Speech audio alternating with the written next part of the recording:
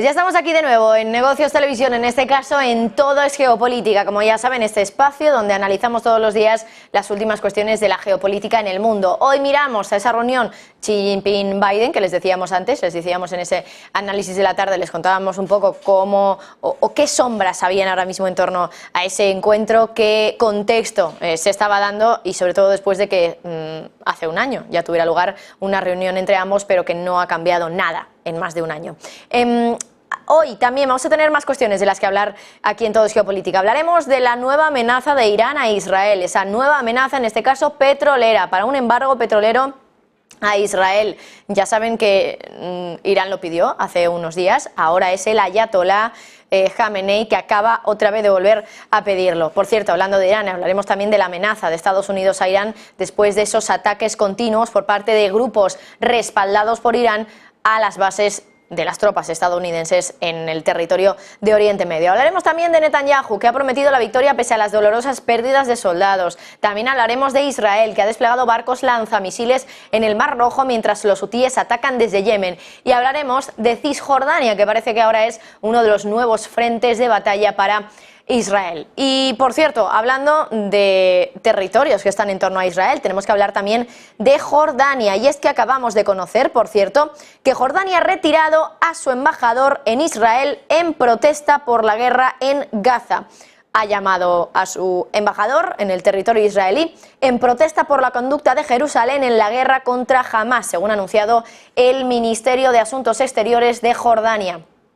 El ministro ha notificado, por cierto, a su ministerio, al ministerio en este caso de Israel, al de Asuntos Exteriores, que no debe enviar de regreso al embajador israelí en Amán, que se ha ido, en este caso, debido a precauciones de seguridad al comienzo de la guerra. También ha dicho el ministro que esto va a permanecer en vigor hasta que termine la guerra y la crisis humanitaria en Gaza. Jordania, por lo tanto, llamando a su embajador en Israel en protesta por la conducta del territorio, en este caso Tel Aviv, en la guerra de Hamás.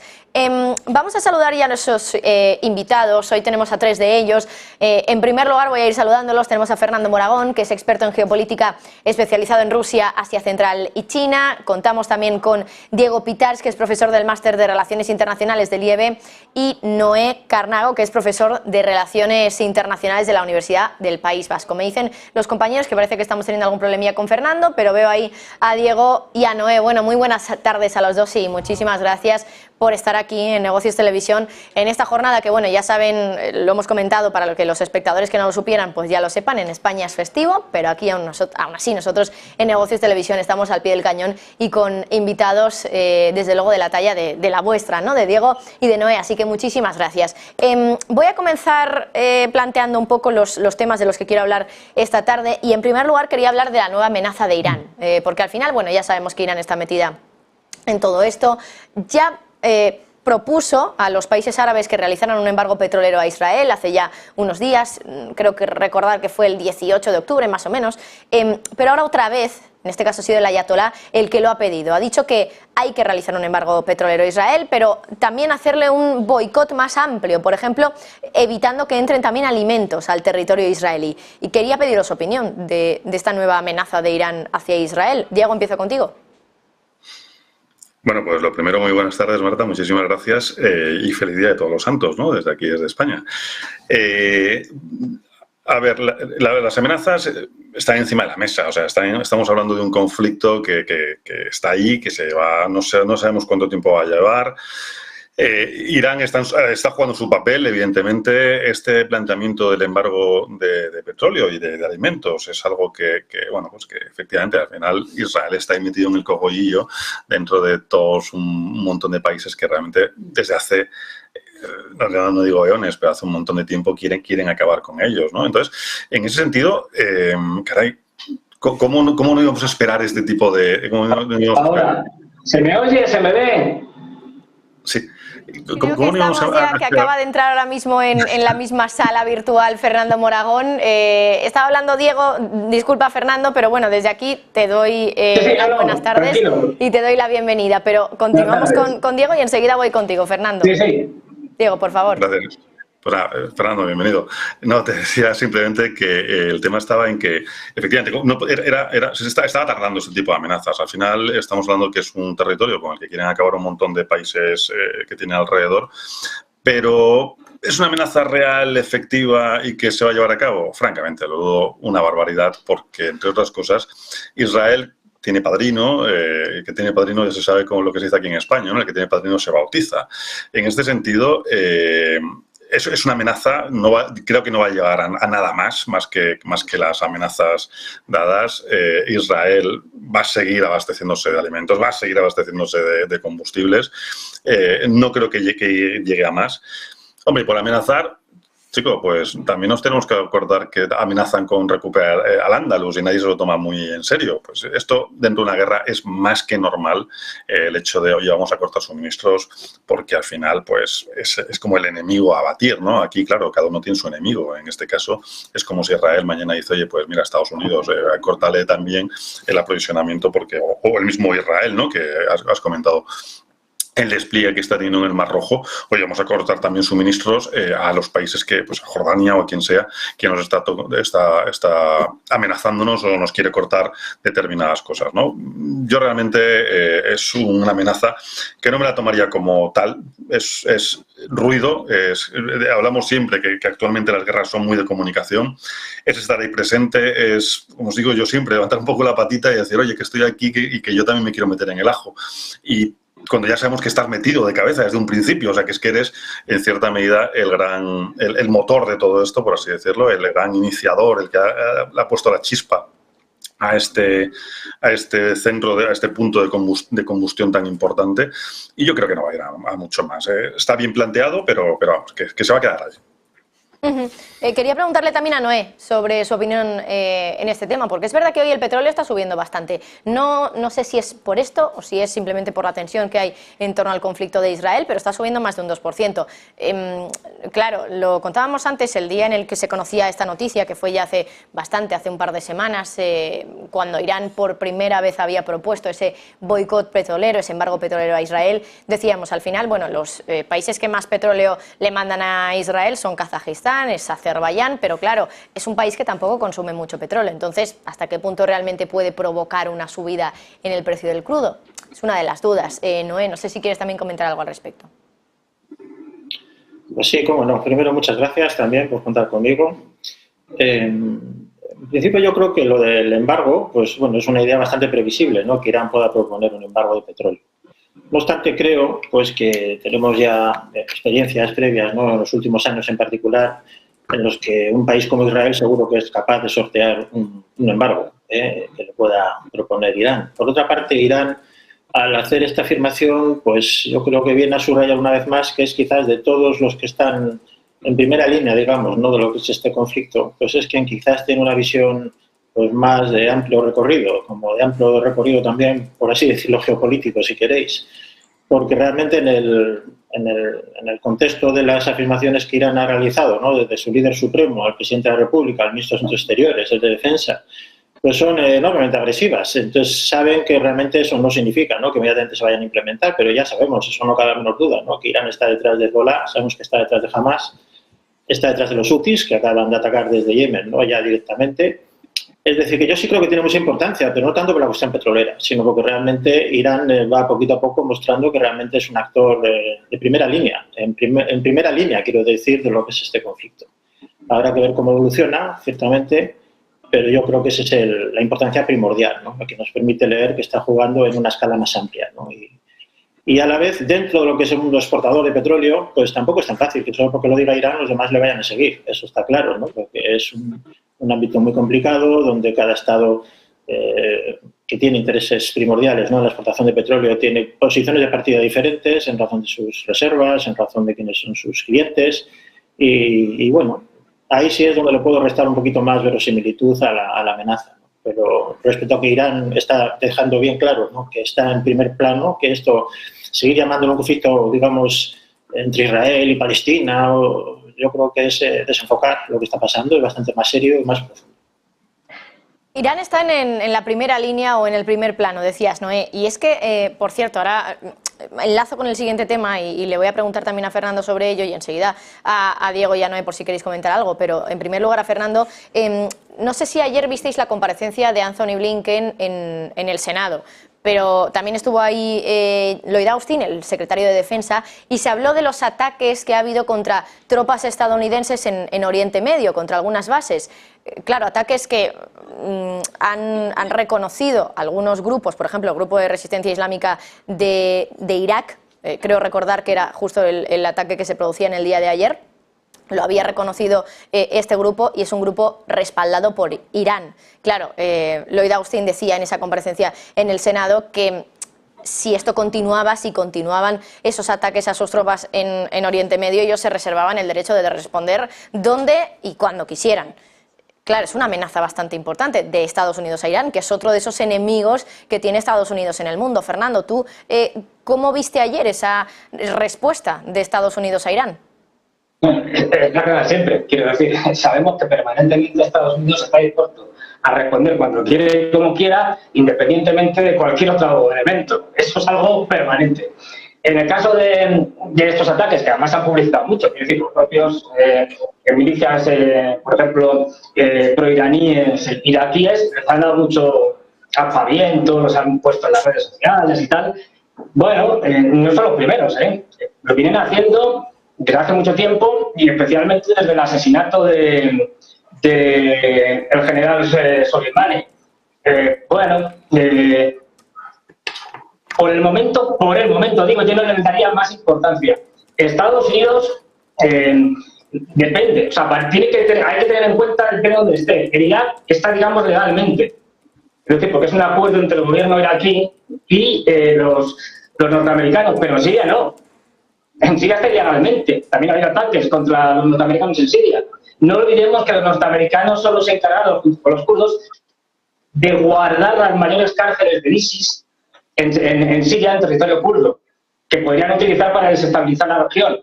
Es decir, no olvidemos que el interés de Estados Unidos aquí, Estados Unidos está haciendo una guerra proxy, como en Ucrania. Es decir, es utilizar a Israel para desestabilizar Oriente Medio, porque eso perjudica, entre otras cosas, a Europa, que es gran competidor hasta hace no mucho de Estados Unidos desde el punto de vista comercial, y que la está hundiendo, y a China, su gran rival. Yo creo que por el momento los norteamericanos, que ya están interviniendo, es decir, no es que ya están interviniendo, además en el propio territorio de Israel, la Franja de Gaza, ya hay unidades de operaciones especiales, pero estas unidades se dedican a cosas muy concretas.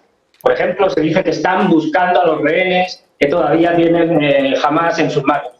Es decir, que ya están aquí, no nos engañemos.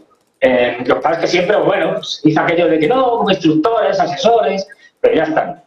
Nunca han dejado de estar, de hecho. Pero lo que a mí el temor más grande es que esto se pueda extender, que es lo más probable. No digo que vaya a suceder, pero que es lo más probable. Tenemos mañana viernes, mañana jueves, el viernes, una intervención que va a ser fundamental del líder de Hezbollah, Hassan Nasrallah, donde va a decir si interviene en Hezbollah y todo el eje ¿cómo se llama? El eje de concepción pro-iraní contra Israel. Si Israel abre ahora mismo un frente norte, tendría muchos problemas. No olvidemos, el ejército de Israel ahora mismo no es el de la guerra de los 6 días, no es el de la guerra de Yom Kippur, es mucho peor. Fue derrotado en el 2006 por Hezbollah. Quería preguntaros también por estas amenazas de Estados Unidos a Irán, a Diego y a Noé. Empiezo con Diego y enseguida voy contigo, Noé, también. No sé si quieres comentar a Diego algo al respecto. Sí, bueno, estoy muy de acuerdo con Fernando en que no sabemos lo que va a ocurrir, pero efectivamente la probabilidad de que algo importante ocurra en la zona, tenemos que tener en cuenta que Hezbollah y ahora mismo, o sea, porque jamás, vale, está ahí, pero y apoyado por Irán, todo lo que tú quieras, pero Hezbollah efectivamente ya ha demostrado que es una potencia muy fuerte contra el ejército israelí y al final Israel tuvo que salir. Pero no solamente eso, sino que es que además estamos hablando de una zona hiperconflictiva, estamos hablando de una zona del Líbano, estamos hablando de un montón de frentes que se están abriendo a la vez a Israel, que a ver cómo hace frente, valga la redundancia, cómo hace frente a esta situación. Es una situación extremadamente compleja. Que vaya a entrar Estados Unidos o no de pleno dependerá efectivamente de las próximas intervenciones que tenga Israel y si al final Hezbollah efectivamente se alza, se levanta contra Israel, y entonces ahí probablemente Estados Unidos muestre un apoyo ya más serio, más importante, más que que me ha comentado Fernando, ¿no? De algunas actuaciones un poco más puntuales, etcétera, sino ya de pleno apoyo, lo que haría que efectivamente volvemos otra vez a compararlo, no compararlo, pero sí a desviar parte de la atención, que además sabéis que la semana que viene Estados Unidos está pendiente de desviar gran parte de dinero hacia Ucrania y hacia Israel. Gran parte de ese dinero, si Hezbollah se levanta, no se va a desviar hacia Ucrania, sino que se desviaría hacia Israel con una intervención militar mucho más potente por parte de Estados Unidos. Vamos a ver. Creo que estamos en 15 días decisivos, los siguientes, descubriremos si realmente el embrión de esta guerra que se pueda extender, porque es que no nos queremos dar cuenta, pero es que el Líbano, que es un polvorín, como se extienda el Líbano, nos tendremos que preparar, nos tendremos que agarrar los machos, porque la cosa se va a encrudecer bastante. Noé, no sé si quieres también hacer algún comentario al respecto de esa amenaza de Estados Unidos a Irán. Pues como ha señalado Fernando, realmente Estados Unidos no necesita para actuar recibir una amenaza. Puede hacerlo por iniciativa propia y, en todo caso, la lectura aquí sería más bien acerca de qué es lo que significa, ¿no? Que se expresen ahora esas amenazas, ¿no? Yo creo que, como decía antes, es un conflicto pues, mucho más serio, ¿no? En sus potenciales repercusiones que el diferendo histórico, digamos, ¿no? Tremendo, ¿no? Y el drama, ¿no? Entre Israel y Palestina. Y desde ese punto de vista, pues hay diferentes también tiempos, ¿no? En el sentido de que, pues, si bien Israel o Hamas o Hezbollah en este momento están sobre el terreno, ¿no? Pues enfrentados directamente, ¿no? Y ya está interviniendo, como decimos, ¿no? Pues los hutis, ¿no? Ya también desde Yemen. Pues bueno, ese es un escenario, ¿no? De operaciones, un teatro de operaciones, pero ese teatro de operaciones no es más que una parte, no sé cómo decir, es el núcleo, naturalmente, de todo lo que está pasando, pero desde el punto de vista de Irán, que a medio y largo plazo, no sé si en 30, 40 o 60 años, puedan ver como deseable la desaparición de Israel, pues yo creo que eso no cabe duda, ¿no? Y seguro que eso es lo que piensan en Israel también. Y a la inversa, ¿no? Que en Irán piensan que en algún momento, en cuanto vea la oportunidad, Estados Unidos va a intentar también, ¿no? Como lo ha intentado también en su caso con Siria, ¿no? Intentar remover también, ¿no? Lo que es el Irán actual, ¿no? Con sus formas de gobierno, pues eso es absolutamente indiscutible, y que Turquía no va a estar allí quietos y Rusia tampoco, pues también, ¿no? Quizás es más difícil ver qué va a hacer Europa, ¿no? Pero en todo caso estamos ante un conflicto que tiene una profundidad que es mucho mayor, insisto, que simplemente el contar los muertos, ¿no? De Gaza o la liberación de rehenes, ¿no? Desde ese punto de vista yo creo que eso es la semiótica un poco de la cosa, ¿no? De lo que está pasando, ¿no? ¿Qué es lo que significa? Es claro que el liderazgo islámico, digamos, en Irán, pues aunque ha sido contestado, como sabemos, pero no lo suficiente. Está claro que quienes hablan por la revolución islámica, por Irán y por su ejército, son los que tienen el control de todo eso. Y no tienen que rendir muchas más cuentas, ¿eh? En el caso de Estados Unidos es muy diferente. Yo creo que Irán percibe claramente que el liderazgo en Estados Unidos está muy debilitado, por muchas razones, y desde ese punto de vista, incluso Blinken, que igual se siente un poco como es más joven, ¿no? Naturalmente que Biden está ya amortizado, ¿no? Pues ellos igual lo que quieren es ganar tiempo. No creo que quieran meterse de lleno en un gran conflicto en este momento. Están buscando soluciones un poco de ganar tiempo, de contener lo que sería la extensión del conflicto, pero se ve que es la otra parte la que está más decidida a extenderlo. Es que ya están los hutis, o sea, está Arabia Saudí diciendo que está dispuesto a ayudar un poco, ¿no? Y en ese contexto los hutis dicen, bueno, ya vamos a ayudar nosotros, ¿no? A nuestra manera. Es decir, que las tensiones que tiene la región en este momento yo creo que se van expresando poco a poco y que nos anuncian un conflicto mucho más profundo y de mucho más largo recorrido. Tengo que hacer una pausa publicitaria, pero enseguida estamos de vuelta hablando, por cierto, de un tema que ya ha sacado Fernando y que quiero indagar un poco más en ello, que es lo que puede ocurrir este viernes con ese presunto anuncio de Hezbollah que podríamos tener. Y Diego también lo ha comentado, si entra el Líbano también en la guerra, vamos a quedarnos sentaditos a ver qué ocurre, porque puede ser bastante llamativo. Hacemos una pausa y enseguida estamos de vuelta con todo esto.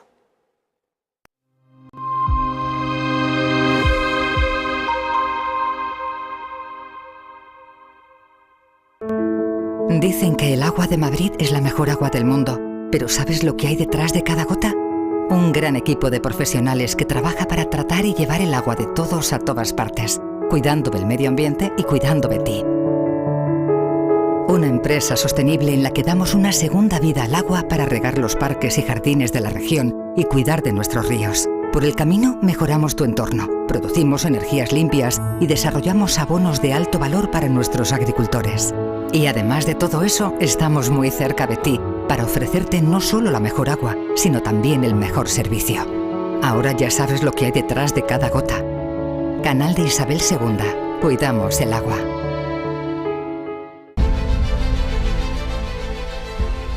No puede volver atrás y cambiar el principio, pero puede comenzar donde está y cambiar el final. En Luna Sevilla queremos ser su asesor financiero de referencia para mejorar su presente y su futuro patrimonial, prestando nuestros servicios como agentes de Caser Asesores Financieros. Somos una empresa con una clara apuesta por la formación de calidad, la información transparente y objetiva, y por el asesoramiento financiero personalizado y continuado.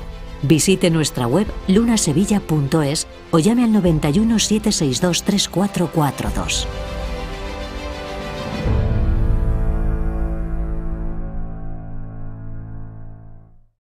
¿Se puede poner a prueba vuestra tecnología de trading? Sí. ¿Y vuestra ejecución funciona al milisegundo? Sí. ¿Y vuestros spreads están entre los más bajos del mercado, no? Si quiere, puede probar nuestra primera demo. Es difícil encontrar un broker que cumpla con todas sus expectativas. O quizá no tanto. Active Trades, broker online desde 2001.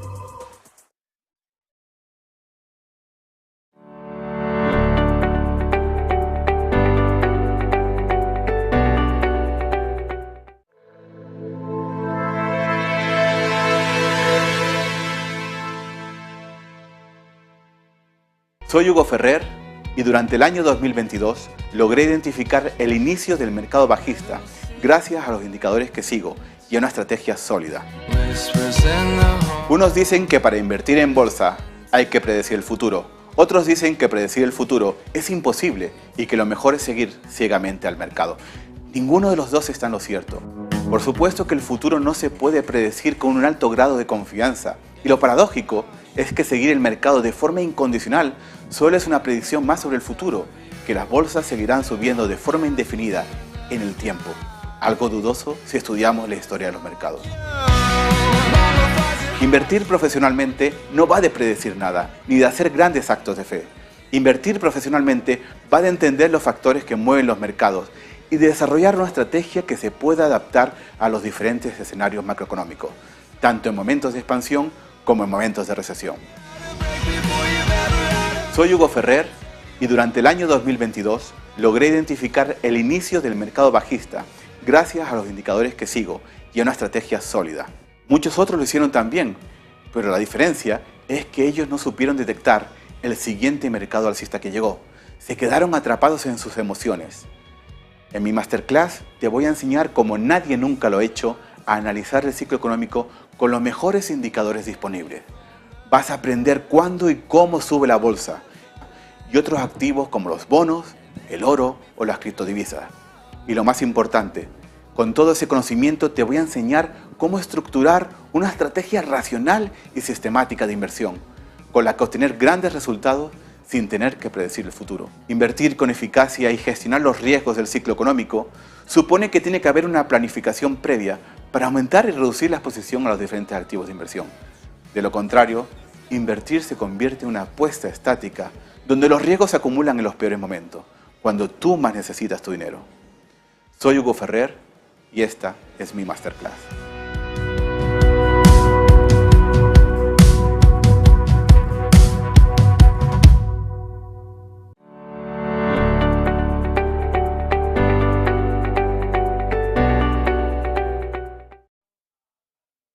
Pues ya estamos de vuelta aquí en Todo es Geopolítica, mirando también a noticias de última hora. En este caso tiene que ver con Joe Biden y con ese veto que ha hecho el Senado y el Congreso de los Estados Unidos a la ley o al proyecto de ley que incluiría esa ayuda de 106.000 millones a Ucrania, sobre todo, pero también a Israel. Un proyecto de ley planteado, por supuesto, por la administración de Joe Biden. Y Biden parece que está respondiendo y dice que podría vetar una iniciativa por parte del Congreso de los Estados Unidos de llevar a cabo, de aprobar una ley que lleve, en este caso, ayuda a Israel, pero no ayuda a Ucrania. Una ley que, por cierto, incluiría recortes también a la financiación del IRS, del Servicio de Ingresos Internos de los Estados Unidos, donde, por cierto, pues en este caso esta ley tiene que pasar o tendría que pasar por ambas cámaras, es decir, aprobarse en el Congreso y también en el Senado. La Casa Blanca lo que está diciendo ahora mismo es que, en comparación con el paquete de seguridad que está planteando el presidente Joe Biden, esta ley que estarían planteando desde la oposición no da ningún tipo de ayuda a Ucrania y que esto es un requerimiento urgente. Por lo tanto, Biden, los demócratas, vetarían esta opción que estaría propuesta por parte de los republicanos, una opción donde hay ayuda a Israel, pero no a Ucrania. Ya saben que en el paquete que está proponiendo Biden, 106.000 millones en total, una gran parte de esa ayuda iría a Ucrania y una parte más pequeña, en torno a unos 10.000 millones de dólares, iría a parar a Israel. Saludo de nuevo a nuestros invitados, a Fernando Moragón, a Diego Pitars, a Noé Cornago. Y por cierto, quería seguir hablando también de esa cuestión que ya ha planteado Fernando, que es la posibilidad de que Hezbollah, de que este grupo de militantes del Líbano, hagan un anuncio importante el próximo viernes. Lo decía ya Fernando y quería profundizar un poquito más en esto. Fernando, decías que se podría esperar que Hezbollah anunciara que va a entrar en la guerra. A ver si puedes contarnos un pelín más. A ver, no lo sabemos, quiero decir, porque de hecho se está publicitando por redes sociales y tal. Yo vi un anuncio en TikTok de Hassan Nasrallah de perfil y tal, señalando con un dedo diciendo: el viernes os enteraréis y tal. O sea, que están haciendo mucha publicidad, y lo que sí sabemos es que el viernes a las 3 de la tarde, hora de Líbano, Hassan Nasrallah se dirigirá, supongo que grabado, claro, es decir, mandará un discurso en el que todo indica que va a mover pieza, es decir, y que por lo tanto lo más probable es que de alguna manera vaya al enfrentamiento con Israel. De hecho, ya llevan intercambiando, es verdad que a un nivel muy bajo, pero llevan intercambiando cañonazos, disparos y tal, el ejército de Israel con Hezbollah desde casi el principio de esta guerra. Es decir, con lo cual lo único que se hace, bueno, que no es poco, es incrementar ya el grado, y eso sí que le pondría un problema grave a Israel, porque se le abriría un frente en el norte con una milicia, que es la milicia más potente que hay seguramente en el mundo, mucho más potente que Hamas era al lado de Hezbollah, son unos aprendices, y que además está armada ya con armamento de una cierta tecnología que se lo proporciona Irán. De hecho, tienen misiles antibuque, o sea, le pueden lanzar un misil antibuque a un barco norteamericano, otra cosa que tiene de, pero se lo pueden hacer.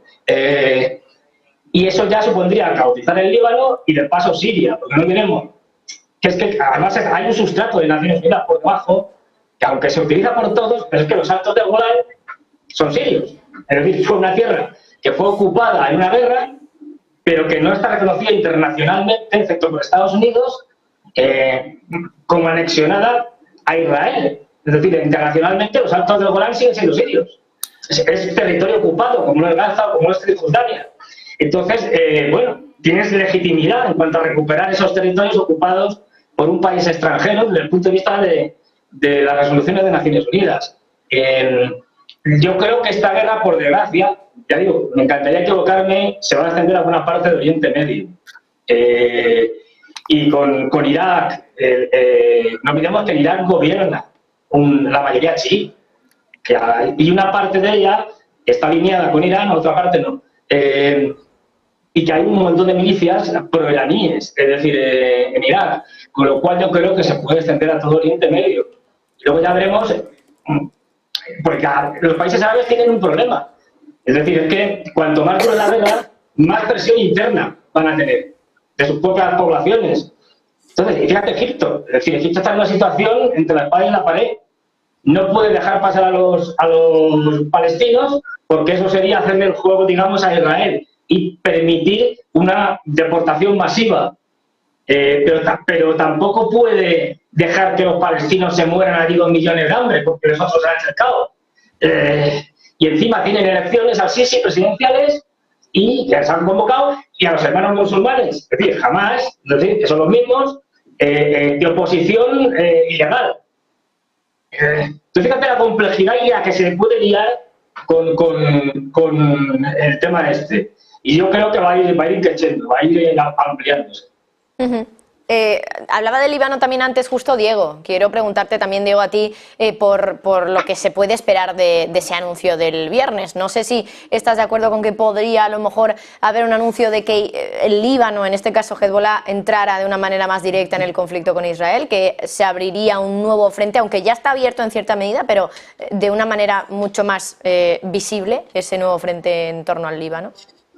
Sí, a ver, no olvidemos que el Líbano realmente es un buque sin capitán. O sea, ahora mismo es un auténtico disparate lo que he metido.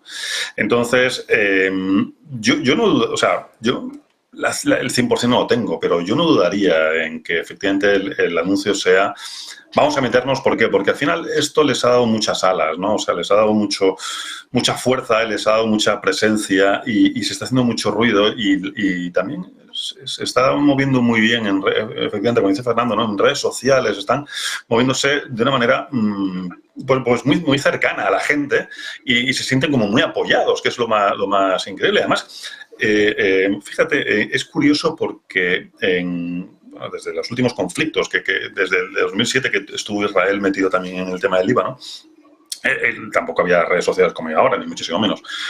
Pero desde Europa no había tanto movimiento de apoyo al pueblo palestino en este sentido. O sea, sí que había, obviamente, pero no tan ruidoso y no con tanto hincapié. Entonces, se sienten en cierta medida un poco poderosos, ¿no? Un poco de, oye, además ya tienen muchas patitas puestas en otros territorios que antes no existían, ¿no? O que no tenían, mejor dicho.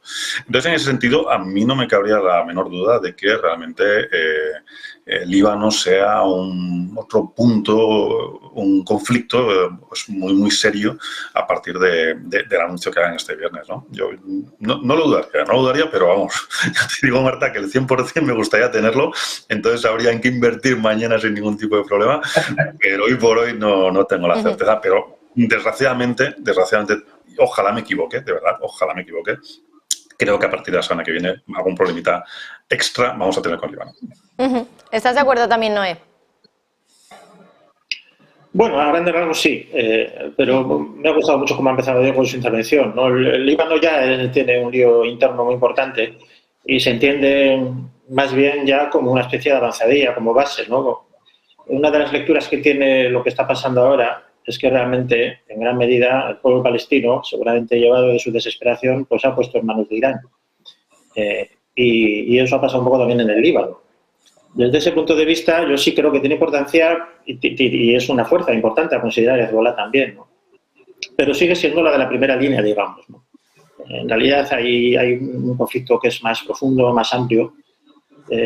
Quiero referirme a una cosa que has mencionado antes, Marta, sobre Estados Unidos, ¿no? Estas dificultades que habría encontrado, por un lado, el Partido Republicano, ¿no? Para que fuera aprobada una propuesta de ayuda que iba también, o sea, solo para Israel, no para Ucrania, y la posición de Biden, ¿no? Pero que no queda claro que vaya a prosperar ninguna de las dos.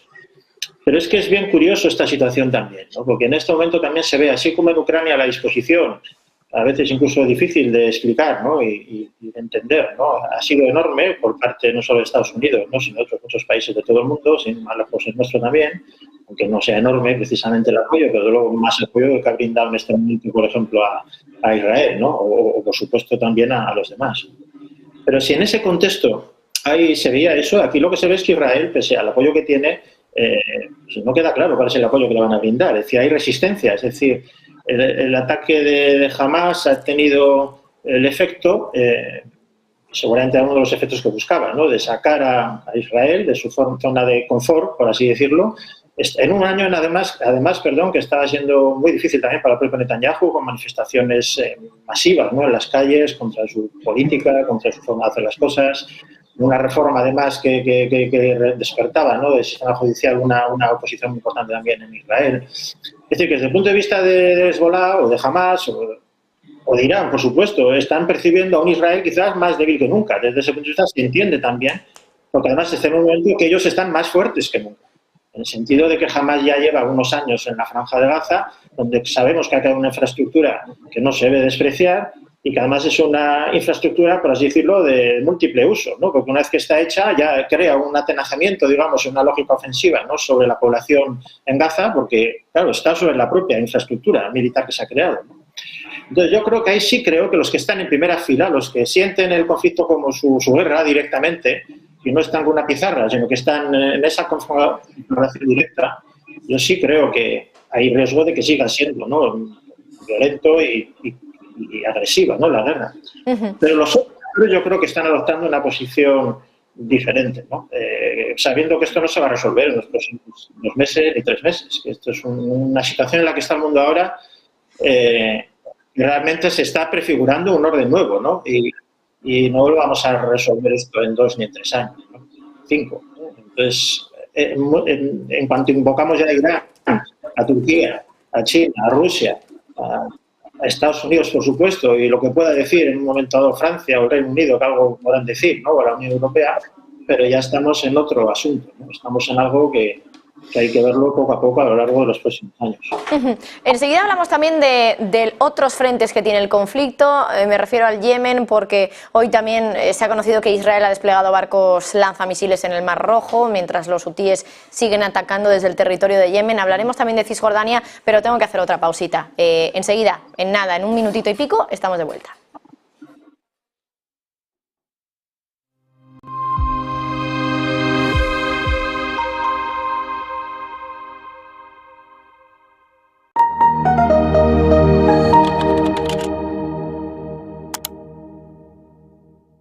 Para mucha gente, acertar es sinónimo de ganar.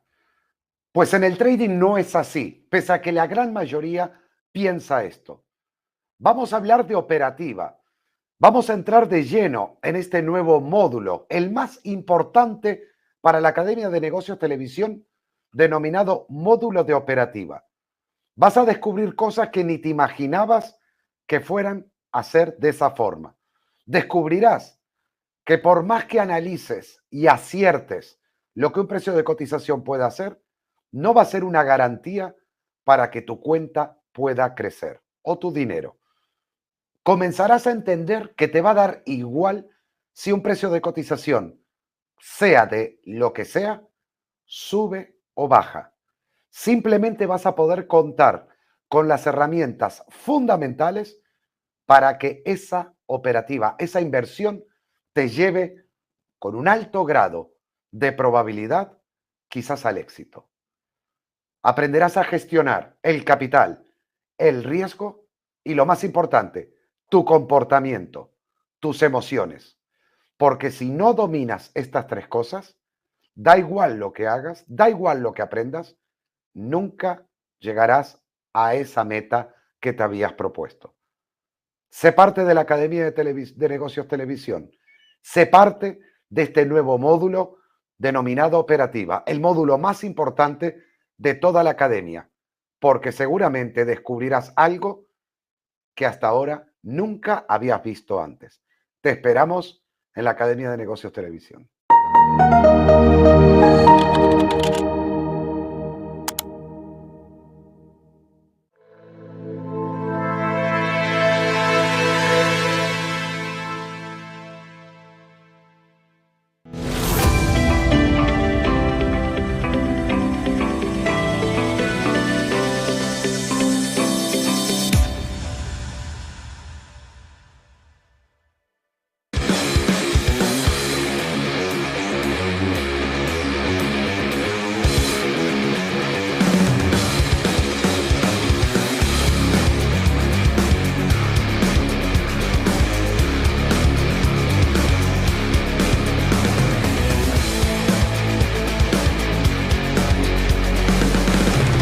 Soy Hugo Ferrer y durante el año 2022 logré identificar el inicio del mercado bajista gracias a los indicadores que sigo y a una estrategia sólida. Unos dicen que para invertir en bolsa hay que predecir el futuro. Otros dicen que predecir el futuro es imposible y que lo mejor es seguir ciegamente al mercado. Ninguno de los dos está en lo cierto. Por supuesto que el futuro no se puede predecir con un alto grado de confianza y lo paradójico es que seguir el mercado de forma incondicional solo es una predicción más sobre el futuro, que las bolsas seguirán subiendo de forma indefinida en el tiempo. Algo dudoso si estudiamos la historia de los mercados. Invertir profesionalmente no va de predecir nada, ni de hacer grandes actos de fe. Invertir profesionalmente va de entender los factores que mueven los mercados y de desarrollar una estrategia que se pueda adaptar a los diferentes escenarios macroeconómicos, tanto en momentos de expansión como en momentos de recesión. Soy Hugo Ferrer y durante el año 2022 logré identificar el inicio del mercado bajista gracias a los indicadores que sigo y a una estrategia sólida. Muchos otros lo hicieron también, pero la diferencia es que ellos no supieron detectar el siguiente mercado alcista que llegó. Se quedaron atrapados en sus emociones. En mi masterclass te voy a enseñar, como nadie nunca lo ha hecho, a analizar el ciclo económico con los mejores indicadores disponibles. Vas a aprender cuándo y cómo sube la bolsa y otros activos como los bonos, el oro o las criptodivisas.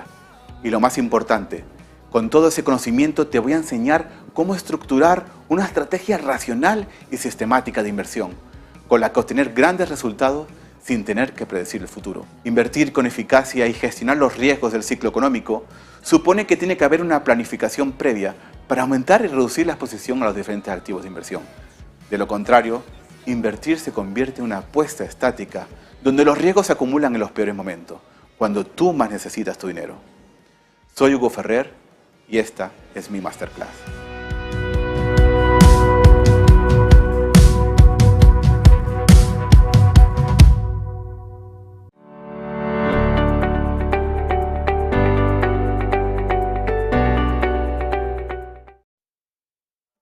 Pues ya estamos de vuelta, fijándonos en más noticias de última hora que nos llegan a la redacción de Negocios Televisión, y en este caso tenemos que fijarnos en Naciones Unidas, que acaba de condenar lo que califica como una atrocidad respecto al bombardeo israelí a Jabalia. Sergio Fernández, muy buenas tardes, cuéntanos más detalles.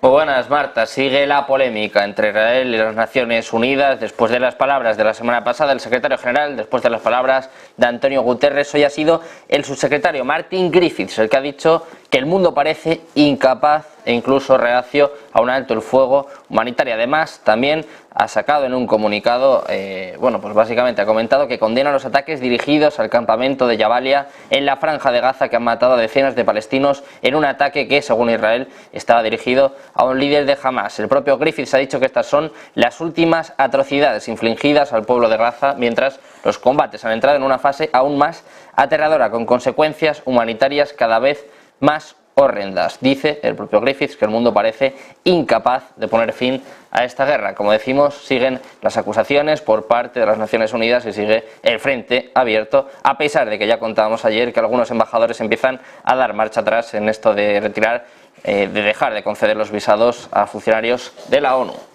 Bueno, Sergio, por cierto, hay más noticias de última hora que también tenemos que comentar. Antes hablábamos de una posible reunión entre Joe Biden y Xi Jinping, donde seguro que se va a hablar a mediados de este mes de noviembre del conflicto en Israel, y sobre el conflicto en Israel parece que se está pronunciando ahora China, y es que quiere una conferencia de paz para el conflicto palestino. Sí, antes precisamente hablábamos de una cuestión bastante parecida con Turquía e Irán, que están manteniendo una reunión conjunta precisamente hablando de esto, de una conferencia de paz, y ahora ha sido China la que ha pedido, la que apoya una convocatoria de una conferencia de paz internacional amplia y autorizada. Dice que tiene que ser lo antes posible, sobre todo para impulsar la cuestión palestina hacia una solución de dos estados, precisamente lo que decía Putin hace ya varias semanas. Esto es lo que ha dicho el ministro de Asuntos Exteriores chino, Wang Yi, en una llamada con su homólogo omaní Sayed Badr al-Busaid. Esto es precisamente lo que ha comunicado el Ministerio de Asuntos Exteriores en una nota, en un informe que acabamos de conocer, y que pide una conferencia de paz para acabar con el conflicto entre Israel y Palestina.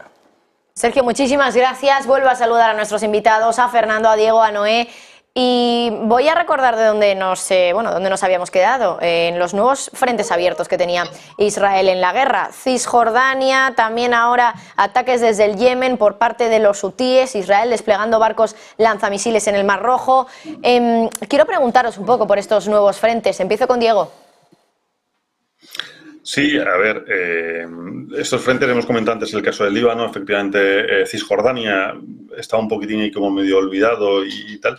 A mí el que más me sorprende es la entrada de Yemen, o sea, al final no nos olvidemos que Yemen llevan pegándose bofetadas entre ellos pues mucho tiempo y claro, era también una guerra olvidada, ¿no? Y claro, son grupos pues muy armados y que además que le tienen muchas ganas a Israel. Para mí son casi hasta los más, junto con el Líbano, lo más peligroso que podemos encontrarnos, ¿no?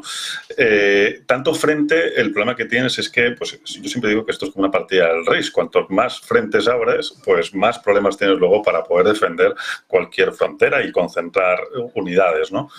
Pero claro, al final es verdad que están tan rodeados de gente que no te quiere que algo tienen que hacer. Y entonces, claro, los yemeníes, Cisjordania, lo que decía, que estaba ahí como medio dormido y no quería entrar demasiado en el tema. Quizás, no sé si por un tema, no digo de imagen, pero sí un poquito quizás de...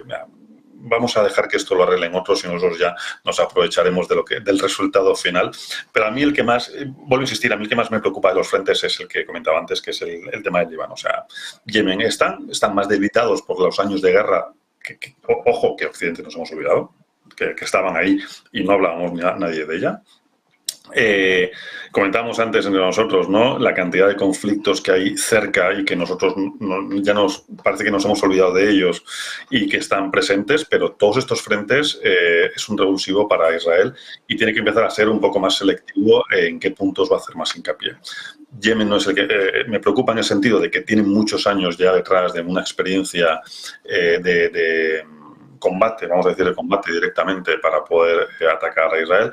Cisjordania casi es el que menos me preocupa y Líbano para mí son los más preocupantes. Fernando, ¿alguna cosilla que quieras añadir también sobre esos nuevos frentes abiertos? A ver, esto también va a tener mucho que ver con el tiempo que dure el conflicto. Si el tiempo se alarga y tomar una ciudad o una región, digamos, como Gaza, lleva tiempo, es decir, porque hay que ir casa por casa, como es la guerra urbana, y por muy bien que lo hagas, el contrario se defiende y esto, más que una semana, puede que dure 2 meses. Ya lo están diciendo los altos mandos iraníes, que esto va a llevar tiempo, que no se conquista una ciudad así en 2 días. Cuanto más se extienda el tiempo, más posibilidades hay de que más actores intervengan.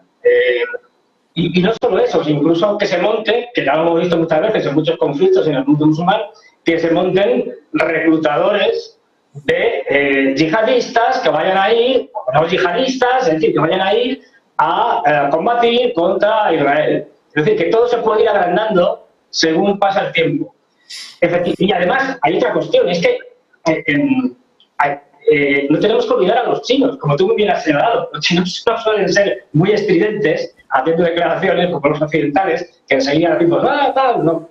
Pero su capacidad y lo que han dicho es muy importante. Fijaros que a todos nos sorprendió, nos llamó mucho la atención cómo consiguieron la reconciliación entre Irán y Arabia Saudita. Básicamente a base de talonario, quiero decir, porque es el principal comprador de petróleo de Arabia Saudita y de Irán, con lo cual eso ya te da una fuerza tremenda. Pero es que los chinos ya dejaron claro desde el principio, y luego lo volvió a remarcar Wang Yi, que esto solo tiene una solución: 2 estados. Y ahora fíjate que apoyan la idea de una conferencia internacional que Israel rechaza completamente. Es decir, no quiere saber nada de conferencias internacionales. Pero no olvidemos que ya China es un socio comercial importante, muy importante de Israel. Es decir, que los chinos van haciendo una diplomacia, digamos, más discreta, pero muy efectiva, porque tienen con qué presionar, y ese dinero. Es decir, y que son los principales consumidores y perjudicados. Si hay un problema de crisis del petróleo, de subida de precios, los primeros perjudicados son los grandes consumidores, que es China. Es decir, a China no le interesa que se monte un lío espantoso en Oriente Medio, guerras por un lado, guerras por otro. No. Que un Oriente Medio pacífico, puro interés. Vamos a ver qué pasa, porque al final estamos viendo que dentro de lo que ha desatado el conflicto entre Israel y Hamas, hay otra serie de conflictos que estaban ahí más o menos, no digo congelados, porque no estaban congelados, pero que no estaban en primera fila, que pueden arreglarse o desarreglarse. el caso de la bolsa de Idlib en Siria. Ya están los rusos armando al gobierno de Bashar al-Assad y se están preparando para aprovechar el lío y acabar con la bolsa de Idlib y liquidarla. Lo primero que hizo Erdogan, nada más empezar el día 7 la guerra, fue aprovechar y bombardear un poco a los kurdos. Creo que hay muchos intereses que se pueden utilizar o incluso para conseguir la paz. No olvidemos que esa reconciliación entre Irán y Arabia Saudí llevó a que por primera vez, hace como un mes y medio o así, si mal no recuerdo, una delegación oficial de los Houthis fuera a Arabia Saudí a negociar los términos de una posible paz, etcétera, etcétera. Porque Arabia Saudí ya también está cansado de la guerra en Yemen. Esto todo es inacabable. Es decir, son muchos movimientos con muchos intereses interconectados y ya digo, va a centrar desde luego, salvo que surja alguna otra cosa que tendría que ser en Asia. Igual, fíjate que Azerbaiyán, gran aliado de Israel, país musulmán chiita, no ha dicho esta boca mía. No ha dicho nada, está calladito porque le interesa. No quiere líos porque no puede enemistarse con uno de sus principales aliados, Israel, pero tampoco puede salir defendiendo a Israel y diciendo que los palestinos son muy malos, porque es un país musulmán. Es decir, ojo que aquí hay muchas variables que interfieren en un campo mucho más amplio que el de Israel y Palestina, estrictamente. No sé si Noé quiere también comentar algo al respecto de lo que hablábamos de esos nuevos frentes en la guerra, Yemen y Cisjordania. Pues yo creo, Marta, que no tengo mucho que añadir respecto a ese punto, porque creo que ya lo han comentado, ¿no?, mis colegas, pero sí me gustaría volver un poco al tema de China, ¿no? Porque según la agencia china de noticias, no la oficial, tiene varias, ¿no?, pero digamos la de mayor audiencia, todavía no la han anunciado, ¿no? Pero me llama la atención el último que figura, ¿no?, donde está redactado pues, de una manera muy característica también, ¿no?, de cómo ellos lo suelen hacer. Y básicamente lo que dice, que es muy emblemático, insisto, ¿no?, dice: Israel intensifica su ofensiva sobre el terreno en la franja de Gaza desde el martes, enviando cada vez más profundamente sus tropas, ¿no?, haciendo incursiones cada vez más profundas en el territorio palestino y chocando de manera abrupta con los militantes de Hamas en feroces batallas, ¿no? Es decir, es de un deliberado equilibrio entre las dos partes, ¿no? Es una guerra, hay dos contendientes, pero no empieza a hacer valoraciones, digamos, morales, ni siquiera habla de un alto el fuego, pero por lo visto lo siguiente es que van a convocar una conferencia de paz, que ya se había oído eso un poquito antes, ¿no?